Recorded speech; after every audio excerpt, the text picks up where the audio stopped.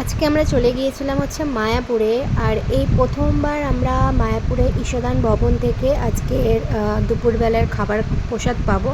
তো অনেকবার মায়াপুরে গেছি, কিন্তু এখান থেকে একবারও প্রসাদ পাওয়া হয়নি। গদা ভবন থেকে প্রসাদ পেয়েছি, নয়তো ঢোকার মুখে যে 25 টাকা না 30 টাকার যে খিচুড়ি প্রসাদ পাওয়া যায় ওখান থেকে অনেকবার পেয়েছি, কিন্তু ঈশাদান ভবনে প্রথমবার এসেছি। আর এখানে এই জন্য লাইন দিয়েছিলাম। এই যে দেখো, লাইন দিয়ে ঢোকানো হচ্ছিলো। ভিতরে অনেকটা ভিড় ছিল, মানে এক একটা করে সিট খালি হবার পরে তারপরে ভিতরে ঢোকানো হচ্ছিলো।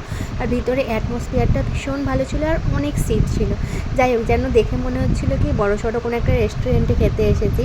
আর আমরা যেহেতু 3 জনে ছিলাম, আমি, বাপি, আমার বোন, আমার মেয়ে পুচকি, তো আমাদেরকে এরকম একটা কর্নার সাইডে দেওয়া হয়েছিল। আর ভিতরে অ্যাটমসফিয়ারটা না ভীষণ সুন্দর ছিল এখানে। আর এখানে প্রসাদ পাওয়ানোর আগে ভগবানের নাম করতে হচ্ছিল।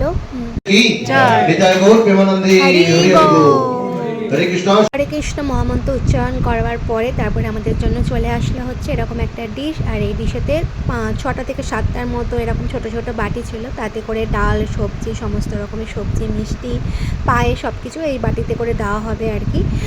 তো প্রথমেই চলে এসেছিলো হচ্ছে ভাত, এদিকে ডাল আছে, ওদিকে চানা পনির আছে, তারপরে ছিল হচ্ছে আলু পটলের একটা সবজি, আলু পটল আর কাঁকরোল দেয়া ছিল। হ্যাঁ, কাঁকরোল আলু পটলের একটা সবজি ছিল।